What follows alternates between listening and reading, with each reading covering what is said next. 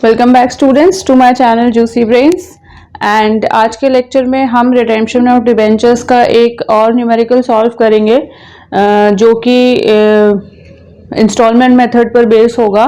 Previous lectures में हमने instalment method के 3 टाइप्स के न्यूमेरिकल्स के बेसिक्स को डिस्कस किया था। मोस्ट प्रॉब्ली थ्योरेटिकल तरीके से हमने डिस्कस किया था। अगर आपको देखना है तो आप मेरे प्रीवियस लेक्चर्स को देख सकते हैं। और उसके बेसिस पे इक्वल इंस्टॉलमेंट पे क्वेश्चन आता है और जो कि आसान होता है उसको हम आगे और कर लेंगे एक बार। और एक क्वेश्चन आता है कि जिसमें आपको सपोज 5 इयर्स दिए हैं और उन 5 इयर्स में से कोई 2 इंस्टॉलमेंट इक्वल हैं, एक तरीके की हैं, तो उस तरीके के को न्यूमेरिकल को कैसे सॉल्व करना है ये भी हम देख चुके हैं। आज के लेक्चर में हम मोस्ट प्रॉब्ली आखिरी टाइप के न्यूमेरिकल को देखेंगे जो कि इंस्टॉलमेंट मेथड पर बेस्ड है।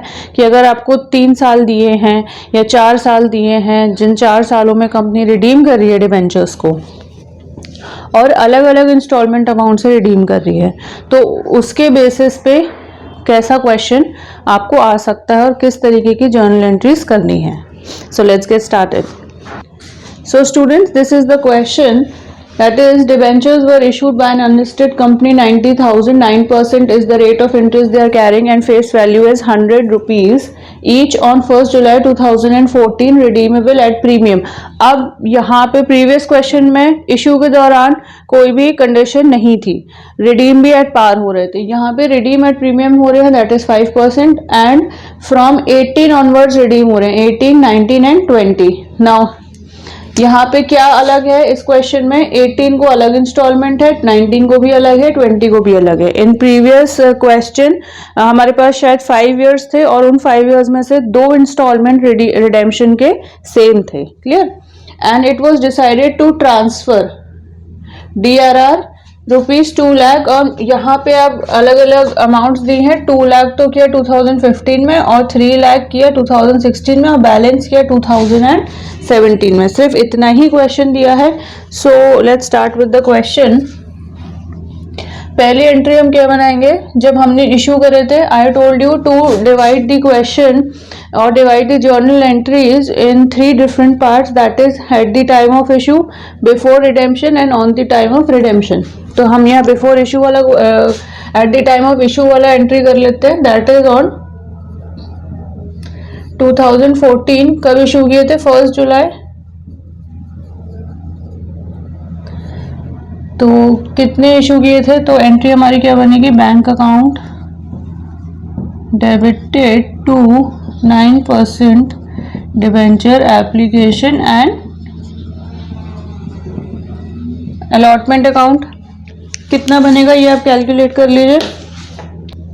90,000 के डिबेंचर्स थे, सो 90,000 into 100, so this will give you 90 lakhs। Clear? Second entry क्या बनेगी हमारी,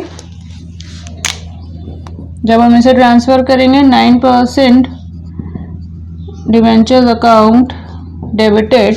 अब क्या करना है, अभी देखना हमें कि इशू तो एट पार हुए थे but redeemable at a premium of 5%। जब 5% पे कंपनी डिबेंचर्स को रिडीम कर दिया, दैट मीन्स हम वो प्रीमियम लॉस में भी दिखाते हैं, that is loss at the issue of, loss at the time of the issue of debentures या loss on the issue of debentures. तो ये कंपनी के लिए लॉस है तो इसको हम डेबिट कर देते थे।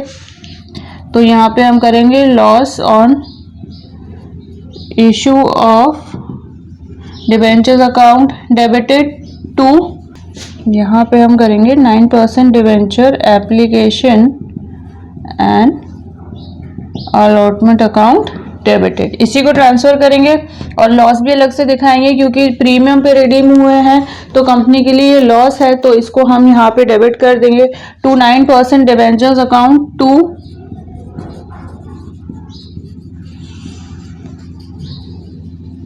Premium on redemption of debentures. यही एंट्री थी जो हमने 6 केसेस में डिस्कस की थी, उसमें से एक ये एंट्री है जो यहाँ इस क्वेश्चन में आ गई। तो आपको इशू के दौरान कोई भी आउट ऑफ 6 कंडीशंस में से कोई भी एक कंडीशन क्वेश्चन में आ सकती है। क्लियर? तो अब हम जल्दी से अमाउंट्स को कैलकुलेट कर लेते हैं। यहाँ 90 lakhs आ गया। अब 90 lakhs तो यहाँ पे भी ट्रांसफर होगा ठीक है। इस loss on issue of debentures हम 5% 90 लैक्स पे हम 5% निकालेंगे, तो जल्दी से आप कैलकुलेट करेंगे तो ये अमाउंट आएगा आपका 4,50,000। अब क्या हो रहा है, 29% डिबेंचर्स अकाउंट, 29% डिबेंचर्स यही अमाउंट आ जाएगा, clear. And premium on redemption यही वाला अमाउंट आ जाएगा, दैट इज 4,50,000। तो एक बार तो प्रीमियम की एंट्री को हम क्रेडिट करेंगे और उसी अमाउंट से हम loss on issue of debentures दिखा के उसको डेबिट कर देंगे। अगर डिस्काउंट है eight the time of issue तो डिस्काउंट स्पेसिफिकली डिस्काउंट दिया है और रिडेम्पशन पे कोई प्रीमियम नहीं है तो उसको हम discount on issue of debentures दिखाएंगे।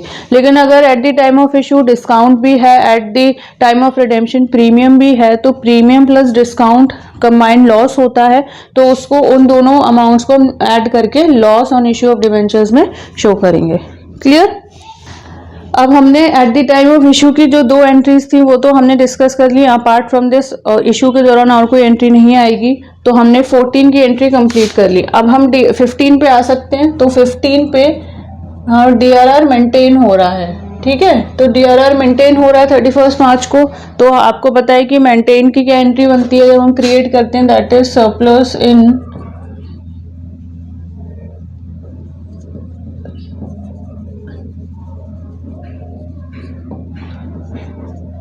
to DRR account, surplus in DRR account, surplus in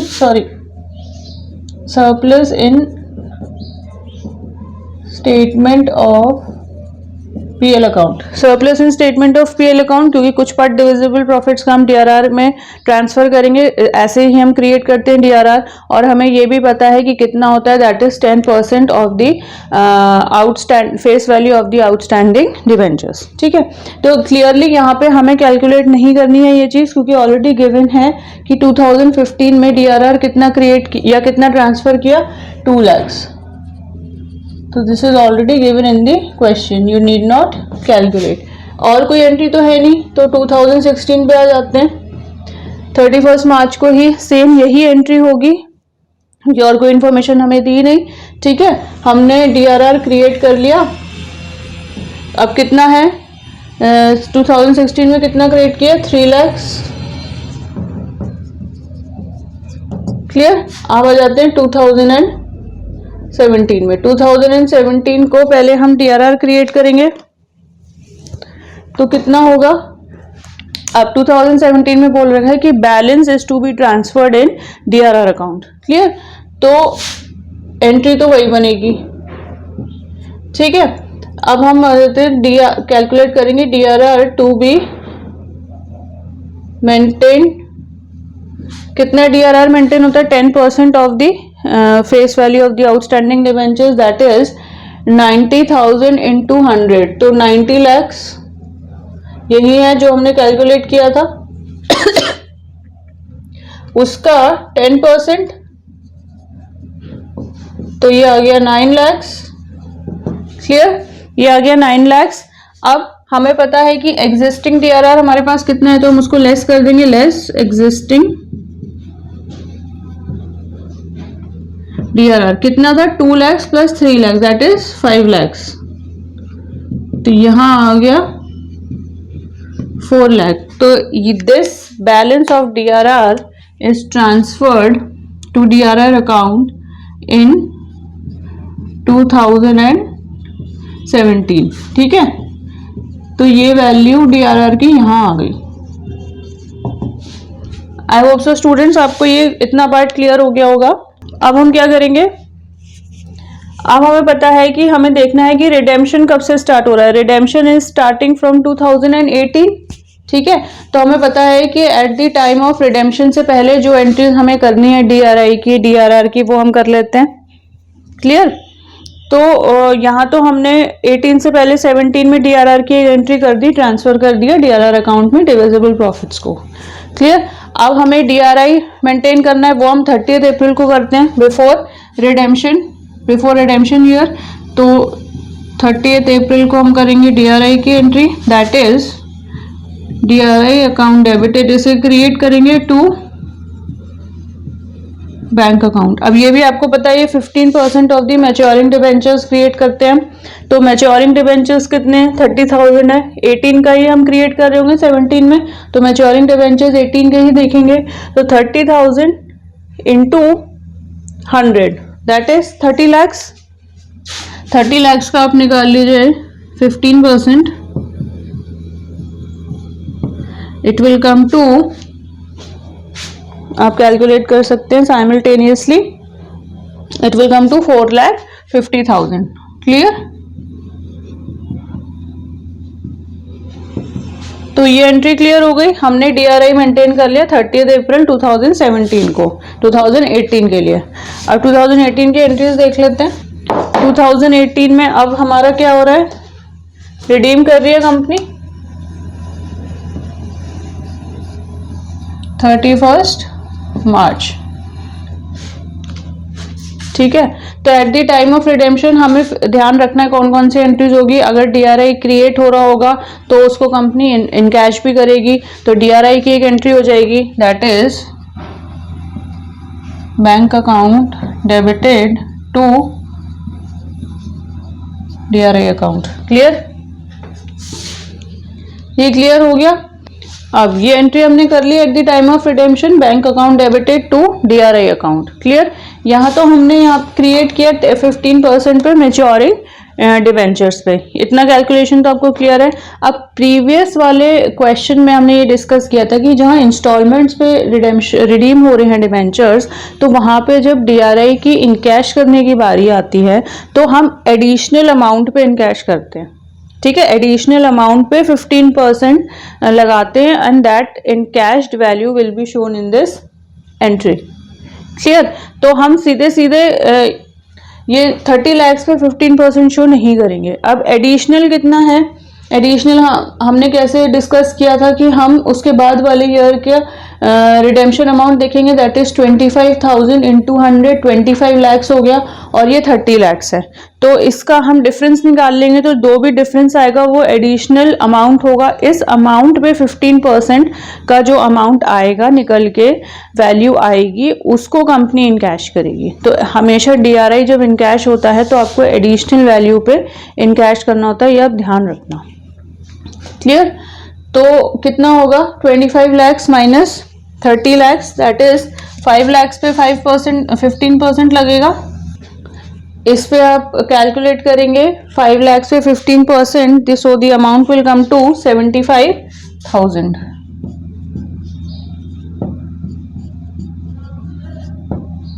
clear? ये एंट्री क्लियर हो गई आपको। सो बेसिकली यहाँ पे कंपनी ने इन्वेस्टमेंट तो किया 4,50,000 का, लेकिन आउट ऑफ 4,50,000 वो पूरा ही इन कैश नहीं किया। अगर जर्नल एंट्रीज नॉर्मल होती हैं या नॉर्मल क्वेश्चन आता है तो हम जितना बैंक इन्वेस्ट कर रही है in the form of DRI तो उतने ही अमाउंट को इनकैश कर लेती है। क्लियर? लेकिन यहाँ पे इंस्टॉलमेंट्स का क्वेश्चन है, अनइक्वल इंस्टॉलमेंट्स हैं बेसिकली, तो आपको ध्यान रखना है कि सीधा सीधा यही अमाउंट आप इनकैश वाली एंट्री में नहीं डालेंगे। यहाँ पे you have to calculate the additional amount. जब डिफरेंस आप कैलकुलेट कर लेंगे, वो जो डिफरेंस आएगा उस पर 15% लगा के this amount you will write here. Clear? अब हम रिडेम्पशन वाली एंट्रीज कर लेते हैं। 31 मार्च को रिडीम कर रही है कंपनी प्रीमियम पे। क्लियर? तो पहली एंट्री तो होगी that is 9% debentures account debited.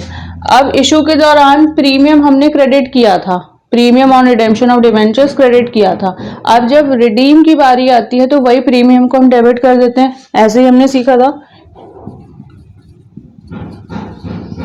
Premium on redemption of debentures account debited. Clear? ये क्लियर हो गई। और टू डिबेंचर होल्डर अकाउंट, यही एंट्री होती थी नॉर्मल में जब पार पे रिडीम होता था, लेकिन यहाँ पे हमने प्रीमियम पे रिडीम कर रहे हैं तो premium on redemption of debentures account will be debited. और आखिरी की एक एंट्री क्या आएगी, यहाँ कर लेते हैं 31 मार्च को 2018। आखिरी की एक एंट्री आएगी that is debenture holder account debited to bank account, यही आएगी। अब जल्दी से यहाँ हम वैल्यूज रख लेते हैं। This will be 30 lakh, why? क्योंकि 30,000 डिबेंचर्स रिडीम हो रहे हैं, ठीक है। तो 30 lakh premium on redemption of debentures, इस पे कितना परसेंट लगेगा? 5% लगेगा, तो इट विल कम टू 4,50,000। तो ये हो गया 34,50,000। और यहाँ पे भी फिर यही एंट्री होगी 34,50,000। आई hope so this is clear students, ठीक है। सो 2018 का DRI हमने बनाया यहाँ पे, कहीं पे इधर पे 4 लाख यहाँ पे, ठीक है। 4 लाख यहाँ पे आ गया, ये हमने क्रिएट कर लिया और 18 में उसको इनकैश कर लिया। ये इंपॉर्टेंट है, ये आप ध्यान रखना कि कितने अमाउंट से इनकैश हो रहा है, क्लियर। और फिर हमने रिडेम्पशन की 2 एंट्रीज बना ली, ठीक है। नाउ स्टूडेंट्स, अब हमें पता है कि हमने 18 में बैंक एनकैश वाली एंट्री दिखा दी और रिडेम्पशन की 2 एंट्रीज दिखा देती, ये मैंने अभी रब कर दिया। और यहाँ पे हमने 2 एंट्रीज रिडेम्पशन की दिखा दी, क्लियर। अब हमें पता है कि DRR हमेशा हर साल ट्रांसफर होता है जनरल रिजर्व में अकॉर्डिंग टू द क्वेश्चन। 14 के बाद 15 में हुआ, 16 में हुआ, 17 में हुआ, तो 18 में भी ये वहां क्रिएट हुआ था, तो अब फाइनली ट्रांसफर होगा, क्लियर। सो 2019 का हम देख लेते, 2018 का DRR की एंट्री देख लेते हैं, दैट इज 31 मार्च। क्या होगी? DRR अकाउंट डेबिटेड टू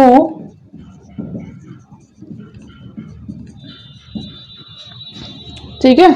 अब DRR 10% पे होता है, तो आई टोल्ड यू, या तो अब 30,000 अकॉर्डिंगली 30,000 जो दिया है, इसका जो फेस वैल्यू का अमाउंट है आउटस्टैंडिंग डिबेंचर्स का फेस वैल्यू, उसका 10% निकाल सकते हैं, तो भी अमाउंट वही आएगा, वैल्यू वही आएगी। और या बुक में आपको प्रोपोर्शनेट मेथड से दे रखा है, अगर उससे भी आप DRR जनरल रिजर्व में ट्रांसफर करेंगे तो अमाउंट वही आएगा। सो बेसिकली अगर हम 30 लाख का 10% करते हैं तो इट विल बी 3 लाख।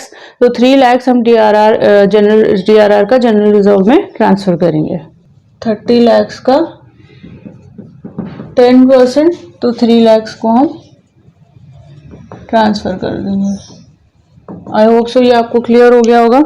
या तो बुक में जो प्रोपोर्शनेट मेथड दे रखा है उससे भी आप कर सकते हैं, क्लियर। अब आ जाते हैं 2018। अब 19 में यू विल आस्क मी कि मैम 19 का DRI 18 में क्रिएट क्यों नहीं किया? तो ये हमने प्रीवियस लेक्चर्स में डिस्कस कर रखा था, इसको आपको और डिटेल में देखना है, समझना है, तो मेरे एक प्रीवियस लेक्चर में मैंने जो डिस्कस कर रखा है वो आप देख सकते हैं, क्लियर।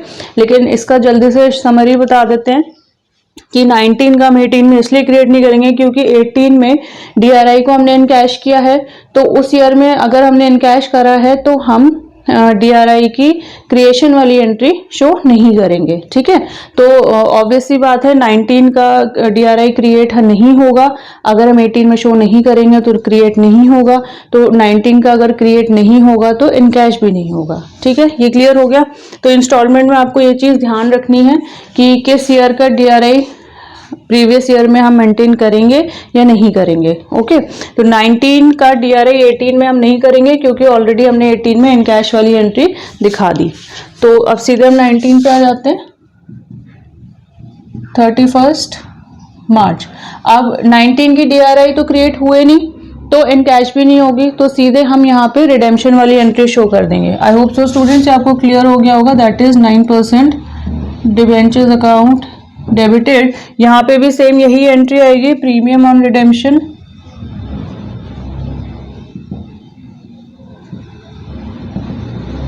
ये भी डेबिट होगा to debenture holders account, clear. अब 9% डिबेंचर इतने होंगे, तो 25,000 into 100 that will be 25 lakh, और 25 लाख का 5% निकालेंगे तो अमाउंट विल कम टू 1,25,000, ठीक है।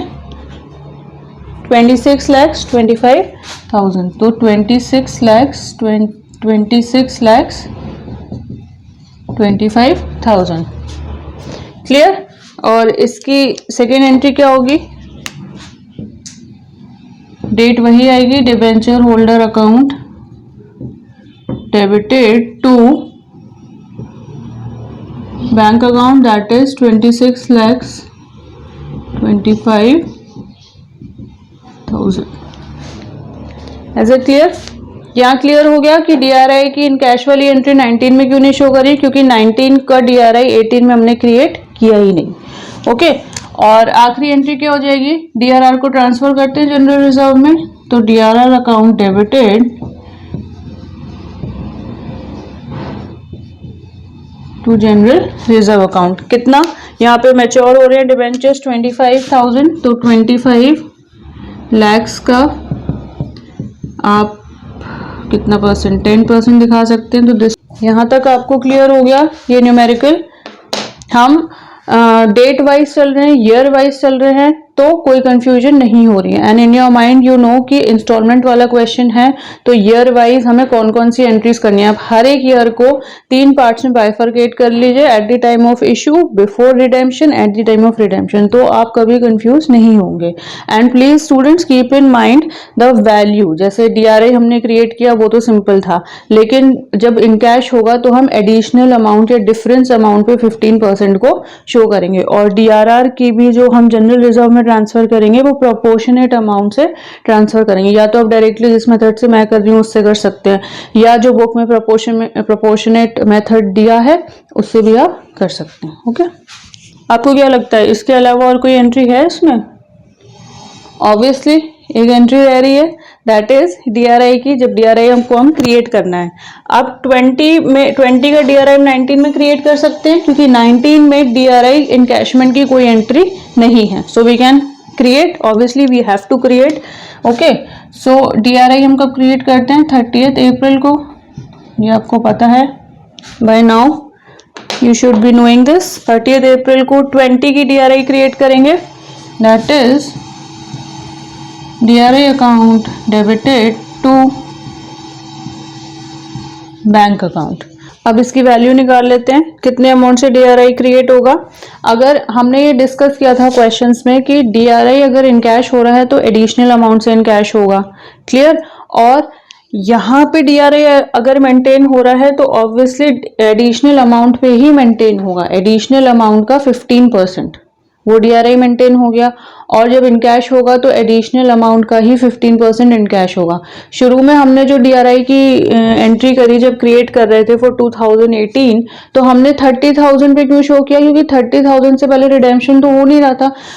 अगर यहाँ पे कोई इंस्टॉलमेंट अमाउंट होती 17 की, तो हम एडिशनल अमाउंट से DRI क्रिएट करते और एडिशनल अमाउंट से इनकैश करते। अब क्लियर हो गया, डोंट गेट कंफ्यूज स्टूडेंट्स, ऐसे क्वेश्चंस ही एग्जाम में आते हैं। एंड मुझे पता है कि बहुत कंफ्यूजन होती है, लेकिन अगर आप ये रेगुलर प्रैक्टिस करेंगे ऐसे न्यूमेरिकल्स, ऐसे प्रैक्टिकल क्वेश्चंस, तो आई एम श्योर आपकी कंफ्यूजन कम हो जाएगी। ठीक है, तो यहाँ DRI हमने 30,000 डिबेंचर्स पे इसलिए क्रिएट किया था क्योंकि इससे पहले कोई इंस्टॉलमेंट पे डिबेंचर्स रिडीम नहीं हो रहे थे। ओके, यहाँ पे हमें पता है इससे पहले भी हो रहे थे, तो एडिशनल अमाउंट निकालेंगे तो 10 lakhs आ जाएगा, that is 35 lakhs minus 25 lakhs। हमें पता है 35 lakhs कैसे आया, 35,000 इंटू 100। क्लियर, इतना तो आपको अभी तक क्लियर हो गया होगा। Okay, so 35 lakhs minus 25 lakhs gives you 10 lakhs। ठीक है, इसका 15%, इसका 15% निकालेंगे तो इट विल बी 1,50,000। क्लियर, यहाँ पे कंफ्यूजन नहीं होनी चाहिए। अगर DRI को इन कैश हम एडिशनल अमाउंट पे कर रहे हैं तो क्रिएट भी एडिशनल अमाउंट पे ही होगा या एक्सेस अमाउंट पे होगा, डिफरेंस जो आएगा उस अमाउंट पे। यहाँ पे 30,000 पे क्यों कर रहे हैं, क्योंकि उससे पहले कोई भी इंस्टॉलमेंट अमाउंट नहीं दे रखी, इसलिए पहले यहाँ इसलिए DRI क्रिएट तो इस अमाउंट पे होगा। लेकिन जब इन कैश की बारी आएगी 19 में हम इन कैश वाली शो करेंगे, तो अब यहाँ डिफरेंस हो गया तो इसको हम डिफरेंस अमाउंट से इन कैश करेंगे। क्लियर, तो एक बात तो ये ट्रिक है क्वेश्चन की, DRI जब की बात होती है तो आपको पता होना चाहिए कि DRI का कैलकुलेशन हमेशा एडिशनल अमाउंट पे ही होगा। ये बात क्लियर हो गई। और DRR जब ट्रांसफर होगा जनरल रिजर्व में तो प्रोपोर्शनेट अमाउंट से ट्रांसफर होगा। ये दो चीजें आपको ध्यान में रखनी है, चाहे तो याद भी कर लेना। क्लियर। अब 2019 की हमने सारी एंट्रीज कर ली। क्लियर। और 2019 की एंट्रीज हो गई और 2020 के लिए हमने DRI को क्रिएट भी कर लिया। क्लियर। अब 20 की लास्ट की एंट्रीज हम निकाल सकते हैं। ऑब्वियसली 20 का अगर क्रिएट हुआ होगा तो इन कैश भी होगा, तो इसकी इन कैश में 31 मार्च क्या होगा, bank account debited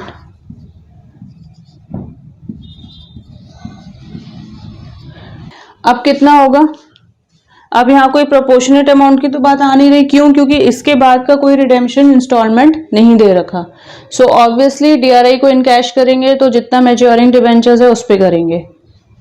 I know students, ये न्यूमेरिकल थोड़ा सा कंफ्यूजिंग है, ट्रिकी है, लेकिन इन चीज़ों का ध्यान रखना है। ठीक है, कि पहली इंस्टॉलमेंट कब है, इसके पहले तो नहीं है, आखिरी इंस्टॉलमेंट लास्ट होनी चाहिए, उसके बाद नहीं होनी चाहिए कोई भी। ठीक है, तो एडिशनल अमाउंट की फंडा कॉन्सेप्ट वहीं आएगा जहां कि उससे पहले भी रिडीम हो रहे हैं या उससे बाद में रिडीम हो रहे हैं, इस केस में आएगा। क्लियर। तो अब हम DRI को इनकैश करेंगे तो ऑब्वियसली 35,000 पे करेंगे, तो 35 lakhs हो गया ये अमाउंट एट द रेट 15%। तो you will calculate this, so you will get 5,25,000। ठीक है, अब हमारे पास रिडेम्पशन की एंट्रीज आ गई। ठीक है, तो दैट विल बी 9% डिवेंचर्स। ये तो इजी है, ये वही एंट्रीज चलेंगी जो कि पहले वाले में चलती आ रही हैं। Premium on redemption of debentures account debited and to debenture holders account. और फिर आखिरी की एंट्री यहां कर लेते हैं हम, debenture holder account debited to bank account. Clear. कितना है, 35,000 के हो रहे हैं, सो 35 lakhs। इस पे 5% लगा देंगे, इस पे 5% लगाएंगे तो the amount will come to 1,75,000 and the amount will come to, इसको हम प्लस कर लेंगे तो 36,75,000। यहाँ भी 36,75,000। आई होप सो स्टूडेंट्स आपको ये क्लियर हो गया होगा। और लास्ट में हम क्या करेंगे, DRR को ट्रांसफर कर लेंगे, ये भी 31st को होगा। DRR account debited to general reserve. अब जनरल रिजर्व मैच्योरिंग कितना आ रहा है, कितने हो रहे हैं, 35,000, तो 35 lakhs का 10% भी आप कैलकुलेट करेंगे, so it will come to 3,50,000। Is it clear students? I hope so आपको ये क्लियर हो गया होगा कि हमने स्पेशली जो कंफ्यूजिंग पार्ट होता है वो DRI का ही होता है। ठीक है, कि एडिशनल अमाउंट से कब हमें कौन से ईयर में हमें क्रिएट करना है, क्या एडिशनल अमाउंट होगी। ठीक है, क्रिएट करते वक्त एडिशनल अमाउंट होगी नहीं होगी, इन कैश करते वक्त एडिशनल अमाउंट कब होगी। तो इस क्वेश्चन का ट्रिक ये है कि DRI का जब एडिशनल अमाउंट की बात आती है तो कहीं बीच में होगा, स्टार्टिंग और एंड के बीच की जो इंस्टॉलमेंट्स होंगी वो एडिशनल अमाउंट पे कैलकुलेट होंगी। अदरवाइज एडिशनल अमाउंट की जरूरत यहाँ नहीं है, जब इन कैश की बारी आती है, इसलिए हमने 35 lakhs पे 15% इन कैश कर दिया। और यहाँ पे DRI क्रिएट करेंगे 17 के लिए तो 30,000 पे करेंगे इनटू 100, 30 lakhs पे। आई होप सो स्टूडेंट्स आपको ये न्यूमेरिकल क्लियर हो गया होगा and this is very important. ये एग्जाम्स में अगर इंस्टॉलमेंट पे क्वेश्चन आता है, रिडेम्पशन पे, तो ऐसे ही क्वेश्चंस आएंगे। और इसके बाद भी अगर आपको कोई डाउट है, कोई कंफ्यूजन है, तो आप इसे ओपनली कमेंट सेक्शन में मेंशन कर सकते हैं और I will try my best कि मैं उस डाउट को और अच्छी तरीके से अपने नेक्स्ट अपकमिंग वीडियो में आपको एक्सप्लेन कर सकूं। See you in the next lecture. So students, अगर आपको मेरा ये लेक्चर अच्छा लगा हो तो प्लीज़ इसे लाइक करें, इसे शेयर करें and do subscribe to my channel. See you in the next lecture.